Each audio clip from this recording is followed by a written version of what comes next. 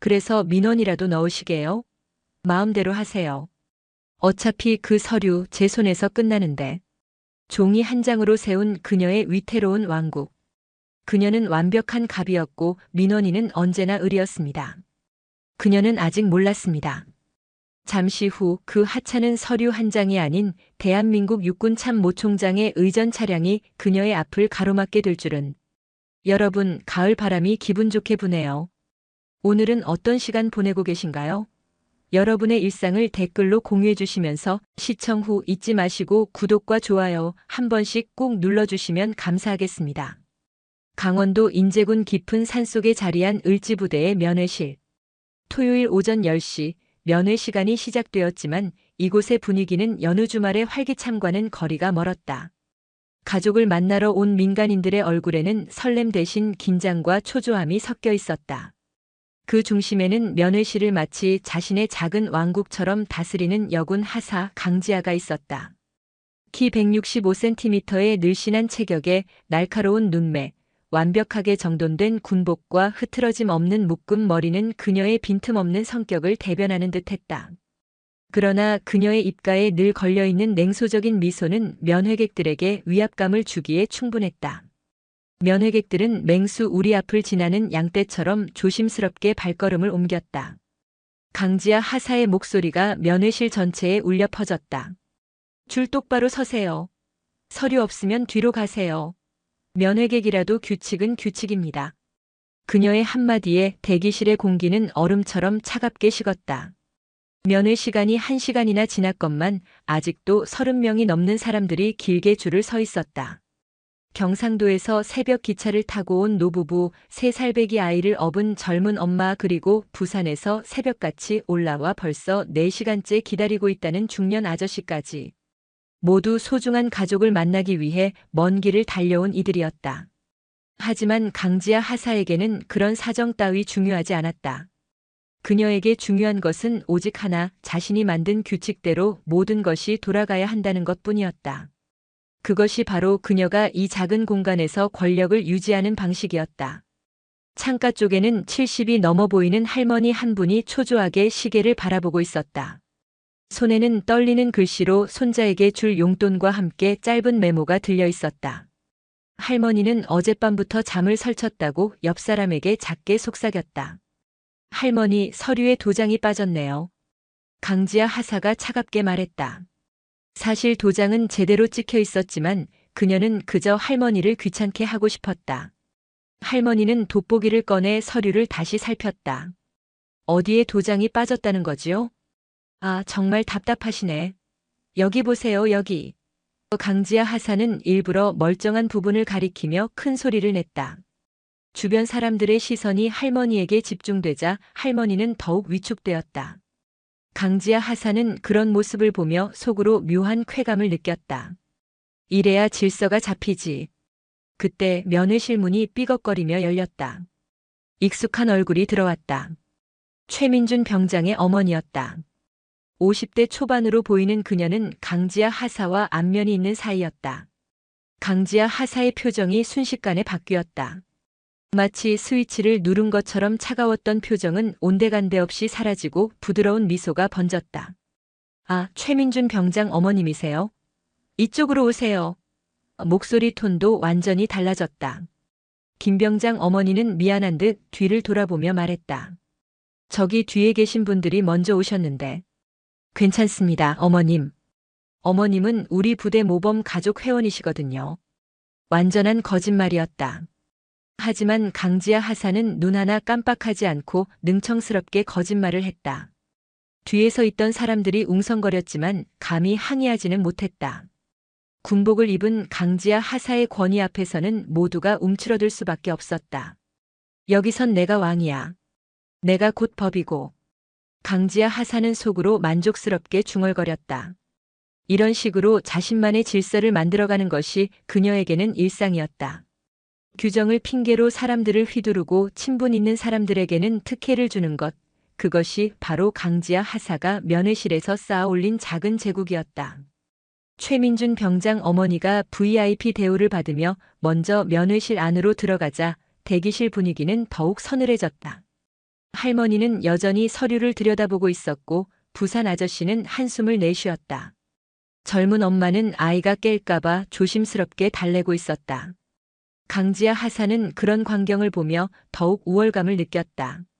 사람들이 자신 앞에서 움츠러드는 모습, 그것이 바로 그녀가 원하는 장면이었다. 다음 분, 강지아 하사가 다시 불렀다. 그때 회색 코트를 입은 중년 여성이 조용히 다가왔다. 키는 보통이었지만 어딘가 범상치 않은 기품이 풍겼다. 단정한 외모, 차분한 분위기, 그리고 무엇보다 흔들리지 않는 눈빛이 인상적이었다. 서은채 여사였다. 그녀는 정중하게 인사를 하며 서류를 건넸다. 안녕하세요. 면회 신청하러 왔습니다. 강지아 하사는 서류를 받아들고 대충 훑어보았다. 사실 서류에는 아무 문제가 없었다. 하지만 강지아 하사는 이미 마음먹고 트집을 잡기로 했다. 새로 온 면회객을 길들이는 것, 그것이 그녀의 방식이었기 때문이다. 이게 뭐예요? 면회 신청서가 누락됐잖아요. 서은채 여사가 고개를 갸웃거렸다. 분명히 모든 서류를 챙겨왔는데 말이다. 제가 안내받은 대로 작성했는데요. 민간인이면 조용히 좀 하세요. 여긴 군대입니다. 강지아 하사의 목소리가 차갑게 변했다. 그 말에 주변 공기가 얼어붙었다. 다른 면회객들도 숨을 죽이며 상황을 지켜봤다. 강지아 하사는 속으로 중얼거렸다. 아줌마 같은 사람이 꼭 트집을 잡아. 정말 피곤해. 서은채 여사는 잠시 강지아 하사를 바라보더니 휴대폰을 천천히 꺼내들었다. 이름이 강지아 하사 맞죠? 왜요? 민원이라도 넣게? 해봐요. 강지아 하사는 비웃으며 대답했다. 하지만 서은채 여사의 눈빛이 달라지는 것을 놓쳤다. 그 차가운 시선 속에는 분노와 함께 무언가 다른 감정이 숨어 있었다. 면회 대기줄은 길어졌고 강지아 하사는 여전히 면회객들을 윽박질렀다. 하지만 곧 모든 것이 바뀔 것이라는 사실을 그녀는 꿈에도 몰랐다. 그날 오후 하늘은 잿빛 구름으로 뒤덮였다. 마치 곧 벌어질 폭풍을 예고하는 것처럼 말이다. 면회실 창문으로 스며드는 흐린 빛이 대기실을 더욱 음침하게 만들었다. 서은채 여사는 여전히 자리에 앉아 있었다. 회색 코트 차림의 그녀는 마치 조각상처럼 움직이지 않았다. 하지만 그 고요함 속에는 태풍 전야의 정적이 숨어 있었다. 주변 사람들에게는 예의를 지키며 미소를 보였지만 그 미소 뒤에 감춰진 감정은 달랐다. 강지아 하사는 여전히 자신만의 왕국을 통치하고 있었다. 오후 2시가 넘었는데도 아직 20명이 넘는 사람들이 기다리고 있었다. 하지만 강지아 하사에게는 그런 것쯤 아무것도 아니었다. 다음 분, 빨리 나오세요. 강지아 하사의 목소리가 다시 울렸다. 이번에는 중년 남성이 다가왔다. 손에는 낡은 가방을 들고 있었고 얼굴에는 피로가 가득했다. 서류 확인하겠습니다. 남성이 조심스럽게 서류를 건넸다. 강지아 하사는 서류를 받아들고는 찬찬히 살펴봤다. 사실 별다른 문제는 없었다. 하지만 강지아 하사의 입가에 냉소적인 미소가 번졌다. 아버님, 이건 뭐예요? 신분증 사본이 흐릿하네요. 죄송합니다. 다시 복사해서 가져올까요? 그럼요. 당연히 다시 해와야죠. 여긴 군사기밀 지역이에요. 남성의 어깨가 축 처졌다. 그는 이미 3번째 방문이었다. 매번 다른 이유로 돌려보내졌던 것이다. 서은채 여사는 그 광경을 지켜보며 주먹을 꽉 쥐었다. 저런 식으로 사람들을 우롱하는 모습이 참을 수 없었다. 하지만 아직은 때가 아니었다. 더 확실한 증거가 필요했다. 강지아 하사는 남성을 돌려보낸 후 만족스러운 표정을 지었다.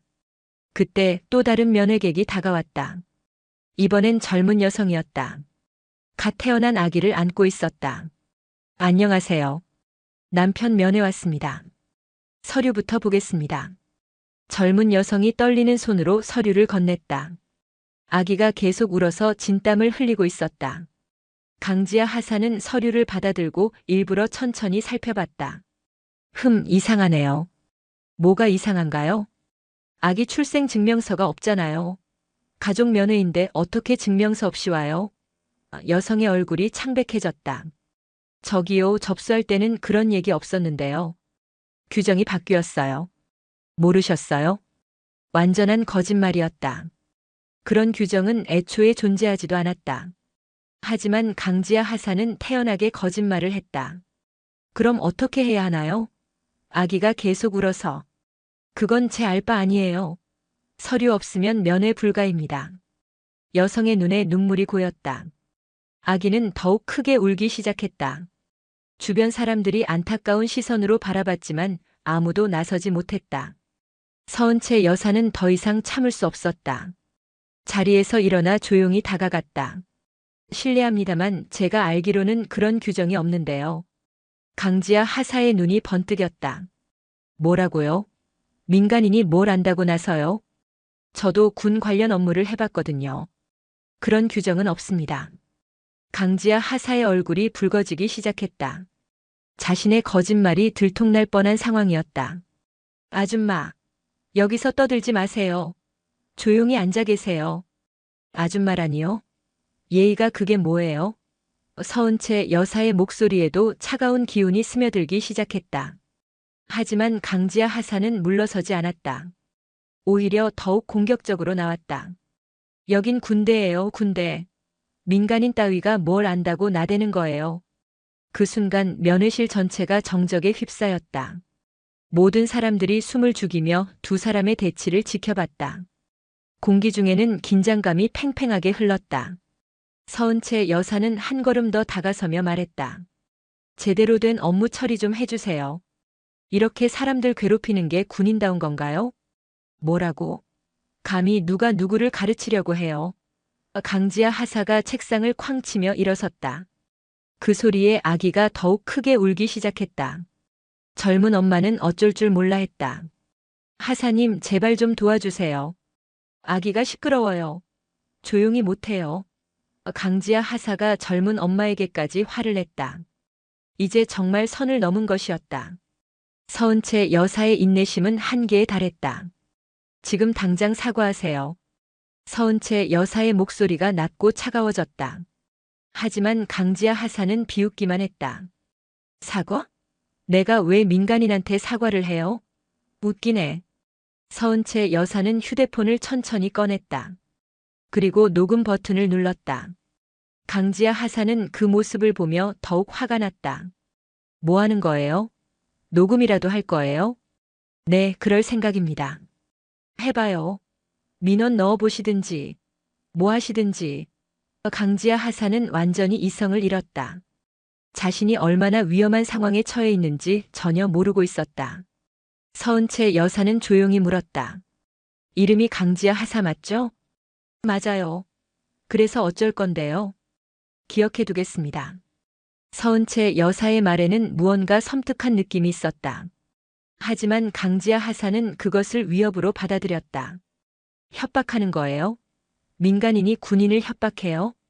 협박이 아니라 약속입니다. 서은채 여사가 휴대폰을 주머니에 넣으며 말했다. 그리고는 젊은 엄마에게 다가가 조용히 말했다. 걱정하지 마세요. 곧 해결될 거예요. 젊은 엄마는 고개를 끄덕였다. 서은채 여사의 말에는 묘한 확신이 있었다. 강지아 하사는 여전히 화가 나 있었지만 왠지 모르게 등골이 서늘해지는 느낌이었다. 서은채 여사의 차가운 시선이 계속 머릿속에 맴돌았다. 면회 대기실의 분위기는 더욱 무거워졌다. 사람들은 조용히 수군거렸지만 아무도 큰 소리로 말하지는 않았다. 모두가 무언가 큰일이 벌어질 것 같은 예감을 느끼고 있었다.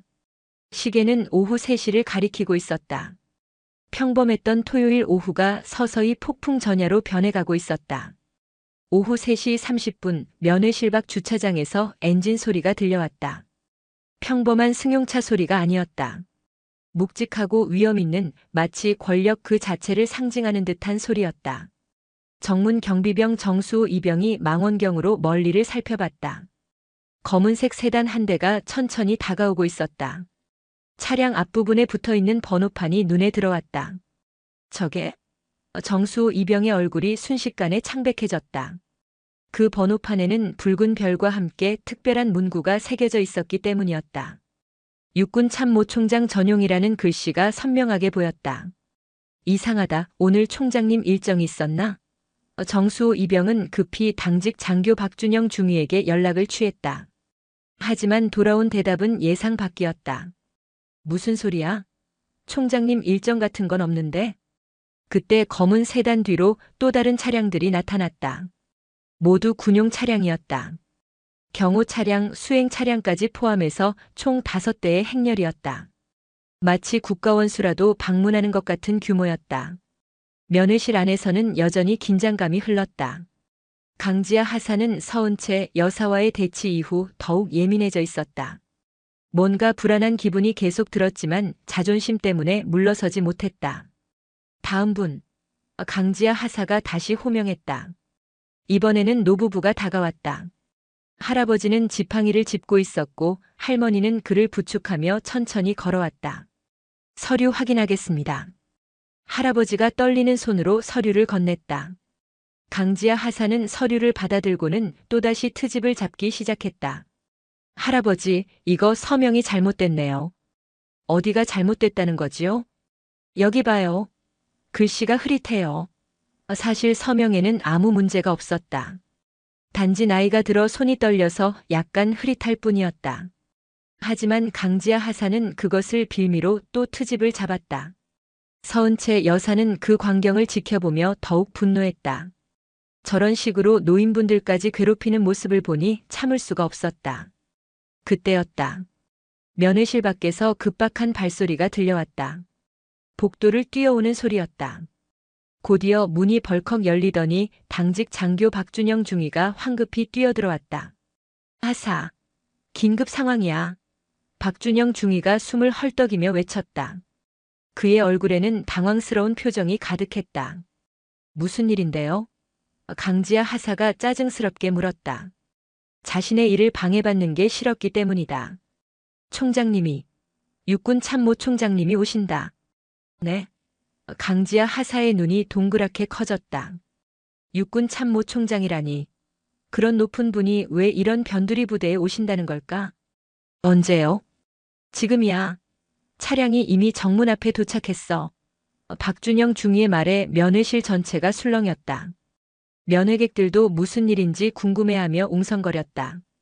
강지아 하사는 급히 자리를 정리하기 시작했다.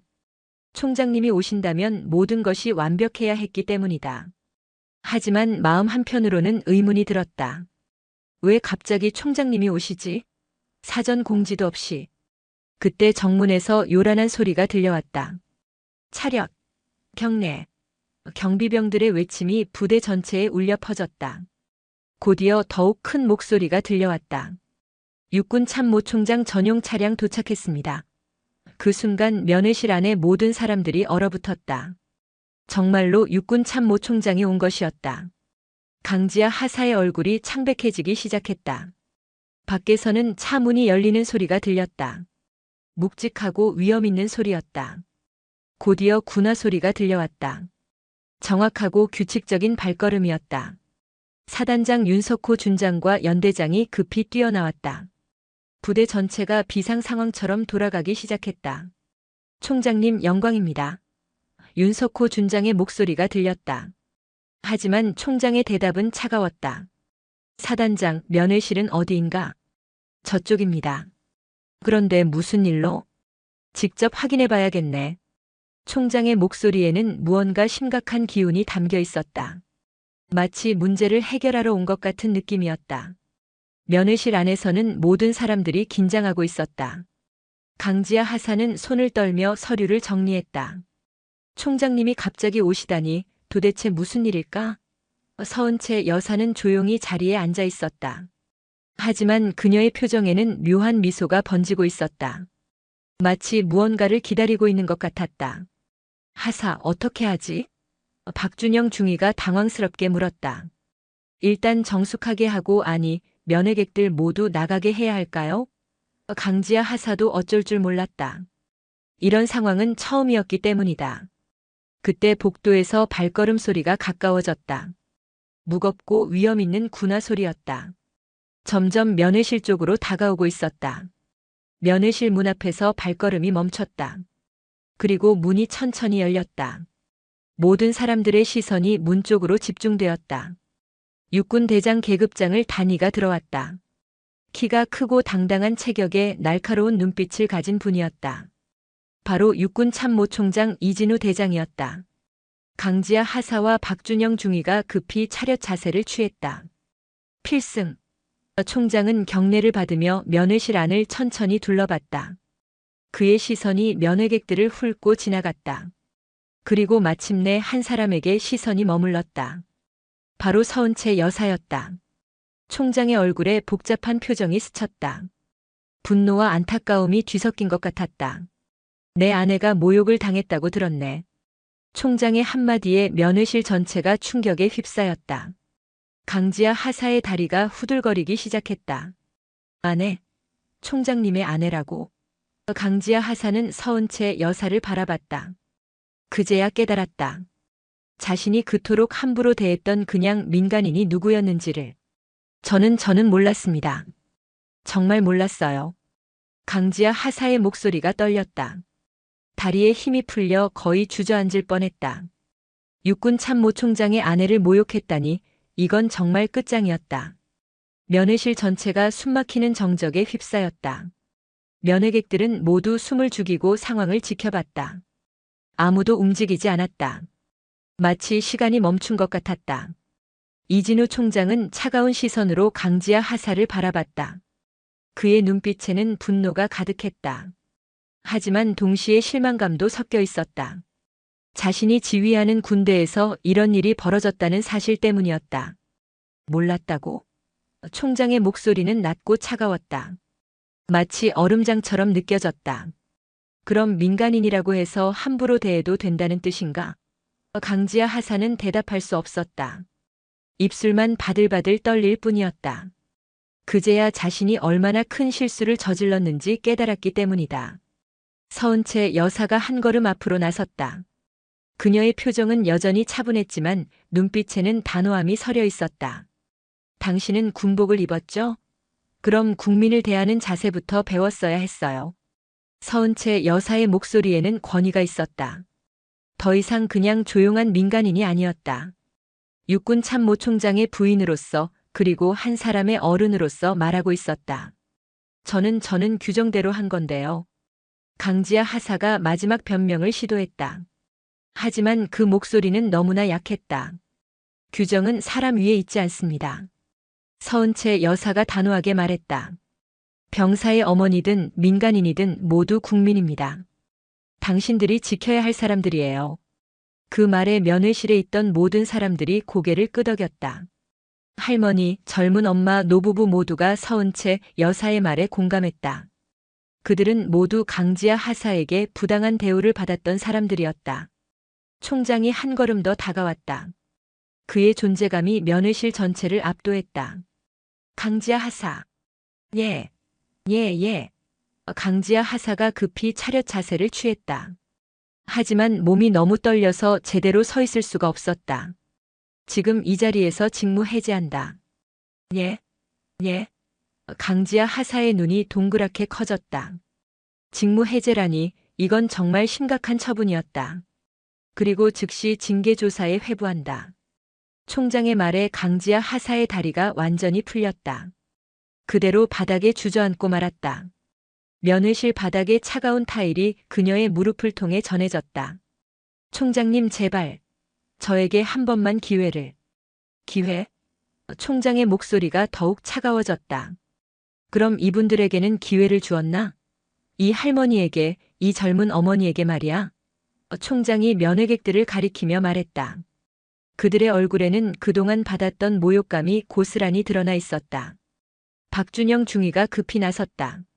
총장님 제가 관리 감독을 제대로 못했습니다. 당신도 책임에서 자유롭지 않네. 총장이 중위를 바라보며 말했다. 이런 일이 어떻게 지금까지 방치되었는지 철저히 조사하겠네. 그때 면회실 밖에서 발걸음 소리가 들렸다. 사단장 윤석호 준장과 연대장이 급히 들어왔다. 뒤따라 헌병대장도 함께 들어왔다. 총장님 상황이 어떻게? 윤석호 준장이 조심스럽게 물었다. 하지만 총장은 손을 들어 말을 막았다. 사단장, 이 부대 면회실 운영이 엉망이네. 죄송합니다. 즉시 조치하겠습니다. 조치? 이미 늦었어.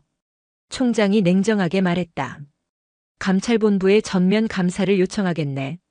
이런 일이 이 부대만의 문제인지 다른 부대는 어떤지 확인해야겠어. 윤석호 준장의 얼굴이 창백해졌다. 감찰본부 감사라니 이건 정말 큰일이었다. 강지아 하사는 여전히 바닥에 앉아 있었다. 눈물이 볼을 타고 흘러내렸다. 하지만 그것은 후회의 눈물이라기보다는 두려움의 눈물에 가까웠다. 진정한 반성보다는 자신의 처지가 걱정스러웠던 것이다. 서은채 여사가 강지아 하사 앞으로 다가갔다. 그리고 조용히 말했다. 아직 늦지 않았습니다. 진심으로 반성한다면 말이에요. 강지아 하사가 고개를 들어 서은채 여사를 바라봤다. 서은채 여사의 눈빛에는 분노보다는 안타까움이 더 많이 보였다. 하지만 군복은 권력이 아니라 책임이라는 걸 명심하세요. 서은채 여사의 말이 강지아 하사의 가슴을 파고들었다. 그제야 강지아 하사는 자신이 얼마나 잘못된 생각을 가지고 있었는지 깨달았다. 총장이 헌병대장에게 말했다. 즉시 이 하사를 연행하고 관련 자료를 모두 확보하게. 예, 총장님. 헌병대장이 큰 소리로 대답했다. 곧이어 헌병 2명이 들어와 강지아 하사를 부축했다. 강지아 하사가 끌려나가면서 뒤돌아봤다. 서은채 여사가 자신을 바라보고 있었다. 그 시선에는 여전히 분노보다는 실망이 더 많이 담겨 있었다. 죄송합니다. 정말 죄송합니다. 강지아 하사의 마지막 말이 면회실에 메아리 쳤다. 하지만 이미 모든 것이 늦었다. 면회실에 다시 정적이 흘렀다. 총장은 면회객들을 돌아보며 말했다. 오늘 불편을 끼쳐드려 죄송합니다. 앞으로는 이런 일이 절대 없도록 하겠습니다. 할머니가 떨리는 목소리로 말했다. 괜찮습니다.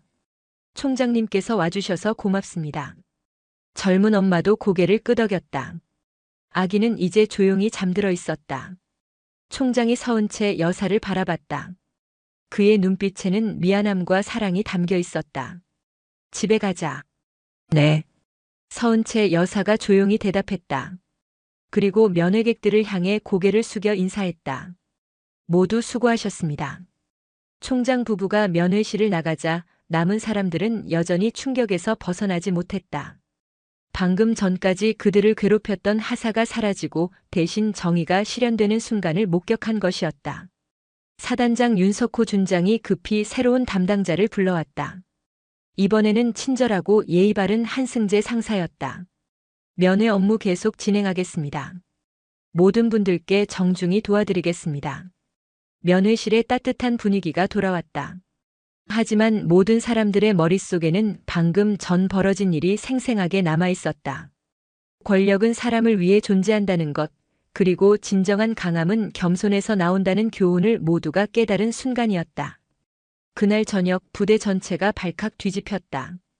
육군 참모총장 이진우 대장의 긴급 지시가 떨어진 후 부대 곳곳에서는 비상벨이 울려 퍼졌고 마치 전쟁이라도 터진 것 같은 긴박한 분위기가 감돌았다. 감찰본부에서 급파된 특별조사팀이 부대에 도착했다. 검은 승용차 세대에서 내린 감찰 장교들의 표정은 차갑기 그지없었다. 그들의 손에는 두꺼운 서류 봉투와 녹음기, 그리고 조사에 필요한 장비들이 들려 있었다. 면회실 관련전 직원 즉시 소집, 수석 감찰관의 날카로운 목소리가 부대 전체에 울려 퍼졌다. 면회실에서 근무했던 모든 병사들과 간부들이 하나둘씩 불려나갔다. 그들의 얼굴에는 강지아 하사의 갑작스러운 직무 해제와 총장의 직접 방문으로 인한 알 수 없는 공포가 가득했다. 조사실로 변한 회의실에서는 무서운 진실들이 하나씩 밝혀지고 있었다. 하사님이 우리까지 끌어들였어요. 상병 이준호가 떨리는 목소리로 외쳤다. 그는 면회실에서 강지아 하사의 지시를 받으며 일했던 부하였다. 저는 시키는 대로만 했을 뿐이에요. 정말이에요. 시키는 대로 했다고. 감찰관이 차갑게 물었다. 그럼 민간인들을 모욕하고 규정을 어기는 것도 명령이었다는 건가? 이준호는 대답할 수 없었다. 사실 그도 강지아 하사의 행동이 잘못된 줄 알고 있었지만 계급 때문에 감히 말리지 못했던 것이다. 다른 조사실에서는 더욱 충격적인 증언들이 쏟아져 나왔다. 강지아 하사는 친분 있는 가족들에게만 특혜를 줬습니다. 일병 김영수가 떨리며 말했다. 돈을 받은 적도 있다고 소문이 돌았습니다. 직접 보지는 못했지만 돈을 받았다고? 감찰관의 눈빛이 번뜩였다. 누구에게서 얼마나 받았는지 아나? 정확히는 모르겠지만 최민준 상병 어머니나 몇몇 분들이 김영수의 증언에 조사관들이 메모를 적기 시작했다. 단순한 갑질을 넘어 뇌물수수까지 의심되는 심각한 상황이 된 것이었다. 한편 부대 내 구치소 독방에 갇힌 강지아 하사는 회색 벽을 바라보며 멍하니 앉아 있었다.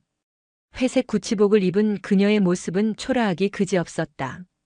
며칠 전까지만 해도 면회실의 작은 여왕이었던 그녀가 이제는 모든 것을 잃은 죄수가 되어 있었다. 내가 대체 뭘 한 거지?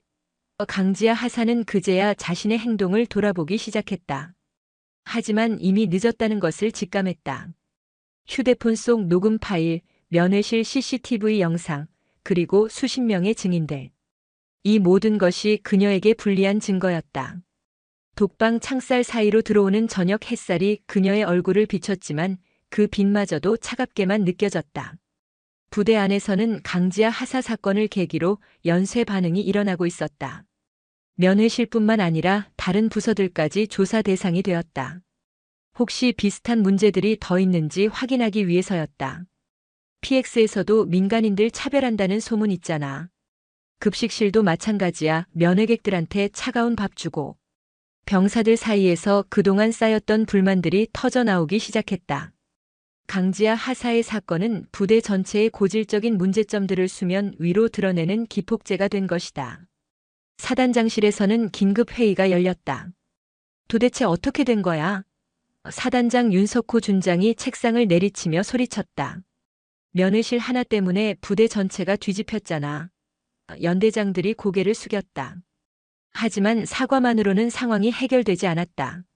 총장님께서 직접 나서셨다는 건 그만큼 심각하다는 뜻이야. 윤석호 준장의 목소리에는 절망이 섞여 있었다. 우리 부대 평가 등급이 어떻게 될지 생각만 해도 끔찍하다. 그때 부관이 급히 들어왔다. 사단장님, 헌병대에서 연락 왔습니다. 뭔데? 강지아 하사 관련해서 추가 제보가 들어오고 있다고 합니다. 추가 제보? 윤석호 준장의 얼굴이 더욱 어두워졌다. 어떤 내용인데? 민간인들을 상대로 한 갑질이 일회성이 아니었다는 겁니다. 지난 1년간 지속적으로. 그만해. 윤석호 준장이 손을 들며 외쳤다. 더 이상 듣고 싶지 않았다. 밤이 되자 부대는 더욱 어수선해졌다. 병사들은 불안에 떨었고 간부들은 자신들도 연루될까봐 전전긍긍했다. 면회실은 완전히 폐쇄되었다. 출입 금지 테이프가 쳐져 있었고 헌병이 지키고 있었다. 그 모습을 보는 사람들마다 한숨을 쉬었다. 저기서 그런 일이 벌어졌다니. 총장님 부인을 모욕했다면서. 완전히 끝났네, 저 하사. 병사들의 수군거림이 부대 곳곳에서 들렸다. 강지아의 이름은 이제 부대에서 금기어가 되어버렸다. 조사가 진행될수록 더 많은 사실들이 드러났다.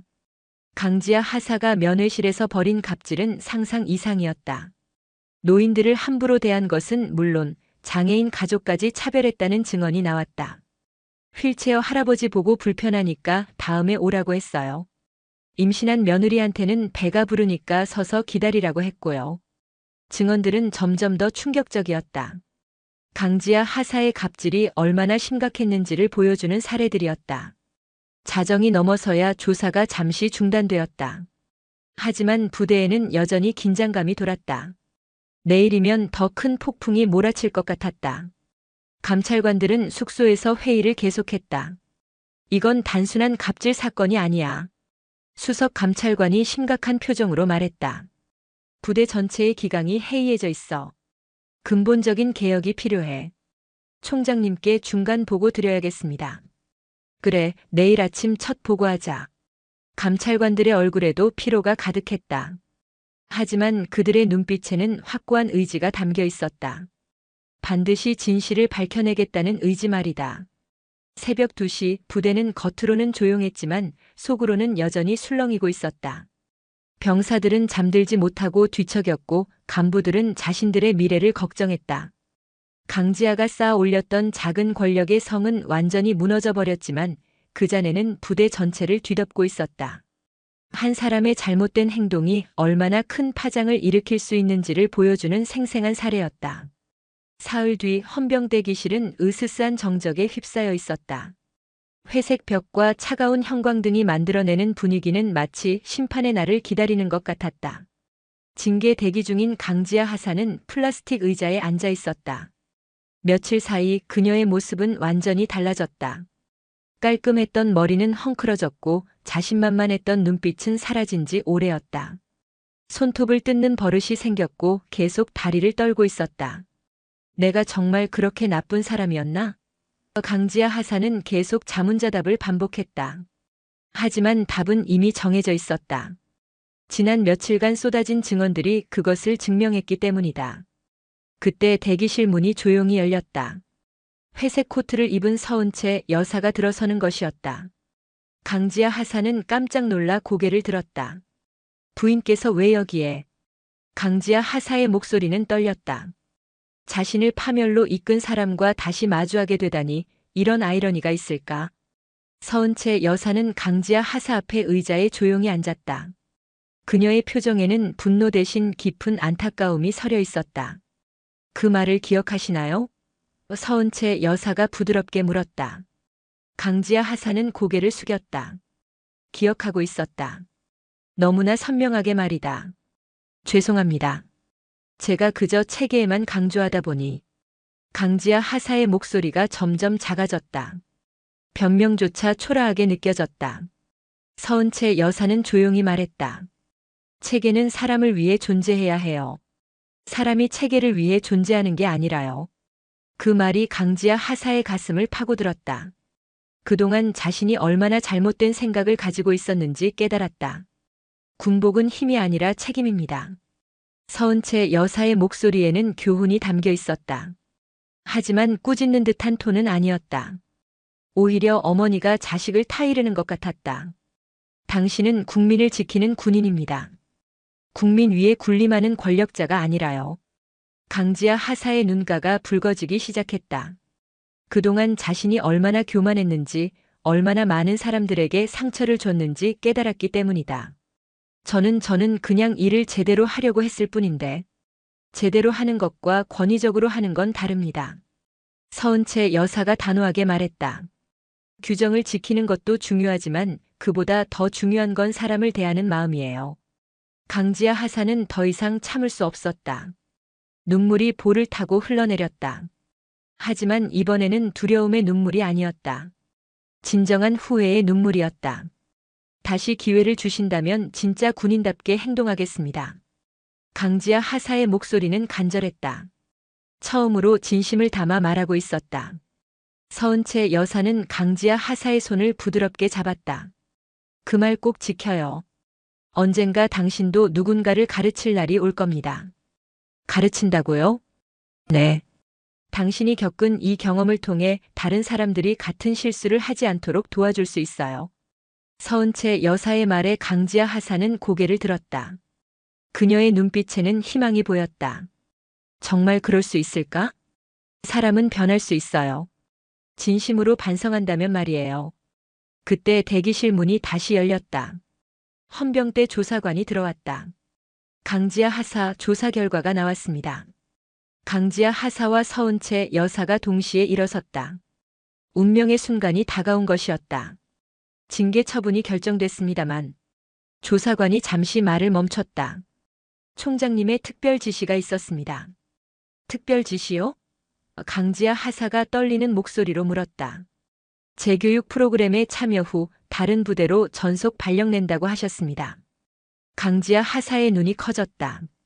전역이나 중징계를 예상했는데 기회를 주신다는 것이었다. 단 조건이 있습니다. 어떤 조건인가요? 앞으로 1년간 매월 민간인 대상 친절 교육을 받으셔야 합니다. 그리고 면회실 도우미 봉사를 하셔야 해요. 강지아 하사는 고개를 끄덕였다. 어떤 조건이라도 감사했다. 서은채 여사가 조사관에게 물었다. 언제부터 시작하나요? 매주 월요일부터입니다. 우선 2주간 재교육을 받고 그 다음에 새 부대로 가게 됩니다. 조사관이 나간 후 강지아 하사는 서은채 여사를 바라봤다.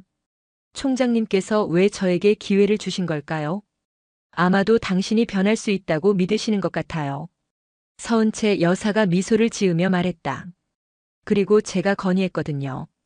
처벌보다는 교육이 더 효과적일 거라고요. 강지아 하사는 깊이 고개를 숙였다. 고맙습니다. 정말 고맙습니다. 고마워할 건 없어요. 대신 약속을 지키세요. 서은채 여사가 일어서며 말했다. 진짜 국민을 위한 군인이 되세요. 강지아 하사도 일어나 정중히 인사했다. 네, 꼭 그렇게 하겠습니다. 서은채 여사가 나간 후 강지아 하사는 혼자 남았다. 하지만 이제는 두렵지 않았다. 오히려 새로운 시작에 대한 기대가 생겼다. 창밖으로 따뜻한 햇살이 들어왔다. 며칠 전과는 완전히 다른 기분이었다. 그때는 모든 것이 끝난 줄 알았지만 이제는 새로운 시작임을 깨달았다. 강지아 하사는 마음속으로 다짐했다. 이번에는 정말로 제대로 하자. 사람들을 위한 군인이 되자. 그리고 서은채 여사가 했던 말을 되새겼다. 군복은 힘이 아니라 책임이다. 이제 그 말의 진정한 의미를 알 것 같았다. 오후가 되자 강지아 하사는 임시 숙소로 이동했다. 내일부터 시작될 재교육 프로그램을 위해서였다. 가방을 정리하면서 강지아 하사는 거울 속 자신을 바라봤다. 며칠 전에 오만했던 모습은 온데간데 없었다. 대신 겸손하고 진정한 반성을 하는 사람이 서 있었다. 이제부터가 진짜 시작이야. 강지아 하사는 자신에게 말했고 내일을 기다렸다. 새로운 강지아가 되기 위한 첫걸음을 내디딜 날을 말이다. 한 달 뒤 토요일 오전 육군 제12보병사단 면회실은 완전히 새로운 모습으로 변해 있었다. 깔끔하게 정리된 대기 공간, 친절한 안내 표지판, 그리고 무엇보다 따뜻한 분위기가 흘렀다. 육군 참모총장 이진우 대장의 전면 개편 지시가 떨어진 후 전국 모든 부대의 면회 규정이 재정비되었다. 국민 중심 행정, 인간 존중 서비스라는 새로운 슬로건이 부대 곳곳에 걸렸다. 면회실 입구에는 새로운 표어가 크게 붙어 있었다. 국민에게 먼저 경례하라. 그대의 가족이 그 자리에 설 수도 있다. 이 표어를 보는 모든 군인들은 마음을 새롭게 다졌다. 과거의 권위적인 모습은 더 이상 찾아볼 수 없었다. 오전 10시 면회 시간이 시작되자 사람들이 하나둘 들어오기 시작했다. 하지만 예전과는 분위기가 완전히 달랐다. 어서 오십시오. 기다리게 해서 죄송합니다. 새로 배치된 한승재 상사가 정중하게 인사했다. 그의 목소리에는 진심 어린 친절함이 담겨 있었다. 아, 괜찮습니다. 요즘 면회실이 정말 좋아졌네요. 할머니 한 분이 웃으며 대답했다. 며칠 전까지만 해도 이곳에서 모욕을 당했던 바로 그 할머니였다. 편하게 앉아서 기다려주세요. 곧 안내해드리겠습니다. 한승재 상사는 할머니를 의자까지 안내해드렸고 시원한 물까지 떠다 드렸다. 할머니는 감동해서 눈물이 필 뻔했다. 면회실 한편에서는 또 다른 변화가 일어나고 있었다. 젊은 엄마가 아기를 안고 들어왔는데 면회실 직원들이 먼저 다가가 도와주었다. 아기 기저귀 갈 곳이 필요하시면 저쪽에 휴게실이 있습니다. 수유실도 따로 마련되어 있으니 편하게 이용하세요. 젊은 엄마는 깜짝 놀랐다. 예전에는 아기 때문에 눈치를 봐야 했는데 이제는 오히려 배려를 받고 있었기 때문이다. 정말 감사합니다. 요즘 면회 올 때마다 기분이 좋아져요. 그때 면회실 문이 열리며 익숙한 인물이 들어왔다. 회색 코트를 입은 서은채 여사였다. 한 달 전 그 사건 이후 처음 방문하는 것이었다. 면회실 직원들이 서은채 여사를 알아보고 깍듯이 인사했다. 부인께서 오셨군요. 환영합니다. 하지만 서은채 여사는 특별 대우를 사양했다. 다른 분들처럼 줄 서서 기다리겠습니다. 서은채 여사는 조용히 번호표를 뽑고 앉았다. 주변 면회객들과 자연스럽게 대화를 나누며 기다렸다. 그 모습은 한 달 전과 똑같았지만 면회실의 분위기는 완전히 달라져 있었다. 오후 1시경 면회실에 또 다른 방문객이 나타났다. 깔끔한 군복을 입은 여군이었다. 계급장을 보니 하사였다. 바로 강지아 하사였다. 강지아 하사는 한 달간의 재교육을 마치고 새로운 부대로 발령을 받기 전 마지막으로 이곳을 찾은 것이었다. 그녀의 모습은 완전히 달라져 있었다. 예전의 오만하고 권위적인 모습은 온데간데 없었다. 대신 겸손하고 진정성 있는 모습이 있었고 머리 스타일도 바뀌었으며 표정도 훨씬 부드러워졌다. 강지아 하사가 면회실에 들어서자 직원들은 어색해했다. 한 달 전 그 사건의 당사자였으니까. 안녕하세요. 강지아 하사가 정중하게 인사했다. 예전 같으면 상급자인 척 거드름을 피웠겠지만 이제는 달랐다. 한승재 상사가 조심스럽게 다가왔다. 강 하사님 어떻게 오셨는지. 인사 왔습니다. 그리고 사과하러 왔어요.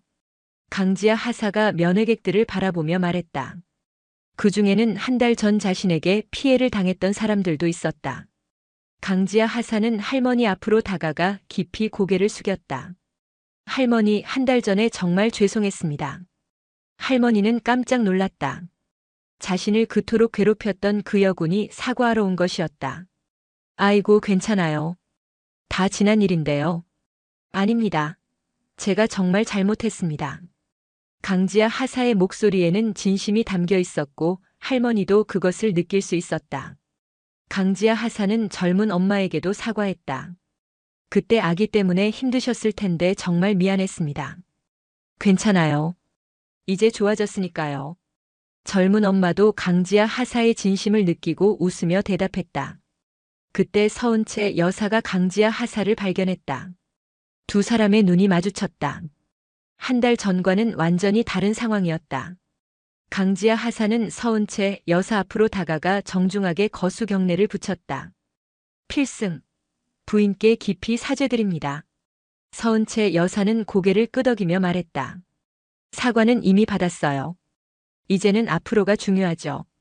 네, 명심하겠습니다. 강지아 하사가 대답했다. 그리고 면회실 전체를 바라보며 말했다. 제가 여기서 저질렀던 잘못들을 평생 잊지 않겠습니다. 그리고 다시는 그런 실수를 하지 않겠어요.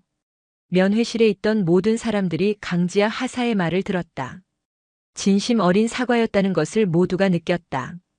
한승재 상사가 강지아 하사에게 다가와 말했다. 하사님, 새 부대에서도 이런 마음 잊지 마세요. 네, 그럴게요. 강지아 하사가 고개를 끄덕였다. 서은채 여사가 강지아 하사에게 조용히 말했다. 이번엔 정말로 국민에게 먼저 경례하세요. 강지아 하사는 고개를 들어 면회실을 둘러봤다. 정문 앞으로 병사 가족들이 들어오고 있었다. 그들을 보는 강지아 하사의 눈빛이 달라졌다. 강지아 하사는 면회실 입구로 가서 들어오는 가족들에게 진심 어린 경례를 했다. 필승. 어서 오십시오. 기다리셨습니다. 그 모습을 보는 모든 사람들이 감동했다. 한 달 전에 권위적이고 거만했던 모습과는 정반대였기 때문이다. 면회실에는 따뜻한 분위기가 흘렀다. 군인과 민간인 사이에 벽이 허물어지고 진정한 소통이 이루어지고 있었다. 강지아 하사는 오후 늦게까지 면회실에서 봉사활동을 했다. 노인분들을 도와드리고 아이들을 돌봐주고 불편한 일이 없도록 세심하게 배려했다. 정말 달라지셨네요. 할머니가 강지아 하사에게 말했다. 이제야 진짜 군인 같아요. 강지아 하사는 그 말에 깊이 감동했다. 진짜 군인이라는 말, 그것이야말로 자신이 듣고 싶었던 최고의 칭찬이었다. 해가 저물 무렵 강지아는 면회실을 떠날 준비를 했다. 내일이면 새로운 부대로 떠나야 했기 때문이다. 다들 건강하세요. 그리고 정말 감사했습니다. 강지아 하사의 마지막 인사에 모든 사람들이 박수를 쳤다. 한 달 전에는 상상도 할 수 없었던 일이었다. 그로부터 석 달이 흘렀다. 부대는 완전히 새로운 모습으로 거듭나 있었다. 면회실 입구에 걸린 표어는 여전히 그 자리에 있었다. 국민에게 먼저 경례하라. 그대의 가족이 그 자리에 설 수도 있다. 하지만 이제 이 문구는 단순한 표어가 아니었다. 모든 군인들의 마음속에 새겨진 신조가 되었다. 오후 2시 면회 시간이 한창인 면회실은 활기찬 분위기로 가득했다. 하지만 그 활기는 예전의 권위적이고 경직된 분위기와는 완전히 달랐다. 따뜻하고 인간적인 소통이 넘쳐 흘렀다. 할아버지, 이쪽 의자가 더 편하실 거예요. 일병 정수호가 지팡이를 짚고 온 할아버지를 부축하며 말했다. 석 달 전만 해도 그는 정문 경비만 서던 병사였다. 하지만 이제는 면회실에서 가족들을 돕는 일에 자원해서 참여하고 있었다. 고맙구나, 아들아. 할아버지가 따뜻하게 말했다. 정수호 이병의 얼굴에 뿌듯한 미소가 번졌다. 면회실 한편에서는 젊은 엄마가 아기에게 분유를 먹이고 있었다. 석 달 전 그 사건의 당사자였던 바로 그 엄마였다. 하지만 이제는 걱정 없이 편안하게 면회를 즐기고 있었다. 아기가 정말 많이 컸네요. 한승재 상사가 다가와서 말했다. 그의 목소리에는 진심 어린 관심이 담겨 있었다. 네, 이제 석 달이에요. 요즘 면회 올 때마다 기분이 좋아서 아기도 더 잘 자는 것 같아요. 젊은 엄마가 웃으며 대답했다. 그 웃음 속에는 마음의 평화가 느껴졌다. 면회실 창가에서는 또 다른 감동적인 장면이 펼쳐지고 있었다. 70이 넘은 할머니가 손자와 이야기를 나누고 있었는데 근처에서 여러 군인들이 자연스럽게 도움을 주고 있었다. 할머니, 물 좀 더 가져다 드릴까요? 사진 찍어 드릴까요? 손자분이 좋아할 만한 군대 이야기 들려드릴까요? 할머니는 그런 관심과 배려에 눈물이 날 뻔했다.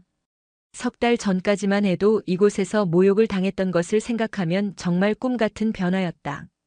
정말 고맙습니다. 요즘 젊은 군인들이 이렇게 예의 바르고 친절하니까 우리 손자도 군대 가는 게 덜 걱정되네요. 할머니의 말에 주변 군인들이 뿌듯해했다. 국민들에게 신뢰받는 군인이 된다는 것, 그것이야말로 진정한 보람이었다. 그때 면회실 문이 열리며 익숙한 인물이 들어왔다. 회색 코트를 입은 서은채 여사였다. 석 달 만에 다시 찾은 면회실이었다. 부인께서 오셨군요. 한승재 상사가 반갑게 인사했다. 하지만 서은채 여사는 여전히 특별 대우를 사양했다. 다른 분들처럼 줄 서서 기다리겠습니다. 서은채 여사는 번호표를 뽑고 자리에 앉았다. 그리고 주변을 둘러보며 변화된 모습을 확인했다. 석 달 전과는 정말 천지 차이였다. 군인들과 민간인들이 자연스럽게 대화를 나누고 있었고 웃음소리가 끊이지 않았다. 아이들은 군인 형, 누나들과 즐겁게 놀고 있었고 어른들은 편안하게 휴식을 취하고 있었다. 정말 많이 변했구나. 서은채 여사는 마음속으로 감격했다. 남편인 육군 참모 총장의 개혁이 이렇게 확실한 성과를 거둔 것이 자랑스러웠다. 오후 3시경 면회실에 또 다른 특별한 방문객이 나타났다. 깔끔한 군복을 입은 여군 하사였다. 하지만 이번에는 다른 부대 소속이었다. 강지아 하사였다. 강지아 하사는 석 달 전 새 부대로 발령을 받아 열심히 근무하고 있었다. 오늘은 휴가를 내고 이곳을 찾은 것이었다. 정기적으로 이곳에서 봉사활동을 하기 위해서였다. 강 하사님, 면회실 직원들이 반갑게 맞아주었다. 이제 강지아는 이곳의 소중한 도우미가 되어 있었다. 강지아의 모습은 석 달 전보다도 더욱 달라져 있었다. 얼굴에는 진정한 평화가 깃들어 있었고 눈빛에는 따뜻함이 가득했다. 무엇보다 사람들을 대하는 태도에서 진심 어린 배려가 느껴졌다. 오늘도 도와주시러 오셨어요? 한승재 상사가 물었다. 네, 제가 할 수 있는 일이라면 뭐든지 하려고 해요. 강지아 하사가 웃으며 대답했다. 그 웃음은 석 달 전의 냉소적인 미소와는 완전히 달랐다. 진심에서 우러나오는 따뜻한 미소였다. 강지아는 곧바로 봉사활동을 시작했다. 할머니의 무거운 가방을 들어드리고 아기를 안은 젊은 엄마를 도왔다. 휠체어를 탄 할아버지는 안전한 곳까지 직접 모셔드렸다. 정말 고맙습니다. 군인분들이 이렇게 친절하시니까 마음이 훨씬 편해요. 노부부가 강지아 하사에게 감사 인사를 했다. 강지아는 그 말에 깊이 감동했다. 이게 바로 진짜 보람이구나. 석 달 전까지는 권력을 휘두르는 것에서 쾌감을 느꼈지만 이제는 사람들을 도와주는 것에서 진정한 기쁨을 찾았다. 서은채 여사가 강지아의 모습을 지켜보고 있었다. 정말 놀라운 변화였다. 사람이 이렇게까지 달라질 수 있다니 감격스러웠다. 강지아도 서은채 여사를 발견했다. 두 사람이 다시 마주한 순간이었다. 강지아는 서은 채 여사에게 다가가 정중하게 인사했다. 부인님 안녕하세요. 안녕하세요. 정말 많이 달라지셨네요. 서은 채 여사가 미소를 지으며 말했다. 네, 부인님 덕분입니다. 정말 고맙습니다. 강지아의 목소리에는 진심 어린 감사가 담겨 있었다. 고마워할 건 없어요. 당신 스스로 노력한 결과예요. 서은 채 여사가 따뜻하게 말했다. 새 부대에서는 어떻게 지내세요? 정말 행복합니다. 사람들을 도와주는 일이 이렇게 보람 있는 줄 몰랐어요. 강지아의 얼굴에는 진정한 만족감이 번져 있었다. 그때 면회실 밖에서 아이들 웃음소리가 들려왔다. 부대 내 놀이터에서 병사들과 면회 온 가족들이 함께 놀고 있었다. 이것 또한 새로운 변화 중 하나였다. 저도 가서 아이들 도와줘야겠어요. 강지아가 말하며 일어섰다. 그러세요. 아이들이 정말 좋아할 거예요. 서은 채 여사가 격려했다. 강지아가 나간 후 서은 채 여사는 혼자 면회실을 둘러봤다. 정말 많은 것들이 변했다. 무엇보다 사람들의 마음이 변했다. 면회실 창문으로 석양이 들어오고 있었다. 따뜻한 빛이 면회실 전체를 감싸고 있었다. 그 빛 속에서 군인들과 민간인들이 함께 어울리는 모습은 정말 아름다웠다. 저녁 무렵 면회 시간이 끝나갈 때쯤 강지아가 다시 돌아왔다. 아이들과 놀아준 덕분인지 얼굴에는 더욱 밝은 미소가 가득했다. 부인님, 저는 이만 가봐야겠어요. 오늘도 좋은 하루였어요. 강지아가 인사를 했다. 수고하셨어요. 자주 봐요. 서은 채 여사도 따뜻하게 대답했다. 강지아가 면회실을 나가며 마지막으로 뒤돌아봤다. 이곳에서 자신의 인생이 완전히 바뀌었기 때문이다. 석 달 전에 오만했던 자신이 부끄러웠지만 동시에 지금의 자신이 자랑스러웠다. 면회실 밖으로 나온 강지아는 하늘을 바라보며 중얼거렸다. 그날 부인님이 아니었다면 난 여전히 눈먼 군인이었을 거야. 멀리서 군용 차량이 지나가고 있었다. 그 차량의 번호판에는 붉은 별과 함께 육군 참모 총장 전용이라는 문구가 새겨져 있었다. 강지아는 그 차량을 보며 마음속으로 거수 경례를 붙였다. 감사합니다. 저에게 진짜 군인이 될 기회를 주셔서요. 다시 배우겠습니다. 평생 배우겠습니다. 석양이 지고 있었지만 강지아의 마음은 새로운 아침처럼 밝았다. 진정한 군인으로 거듭난 자신이 자랑스러웠고 앞으로 더 많은 사람들을 도울 수 있다는 생각에 가슴이 벅찼다. 을지부대는 이전보다 훨씬 밝아졌다. 병사들은 요즘 면회실이 정말 좋아졌어요 라며 입을 모았고 가족들은 군대가 이렇게 친근할 줄 몰랐어요 라고 말했다. 그리고 모든 변화의 중심에는 작지만 중요한 깨달음이 있었다.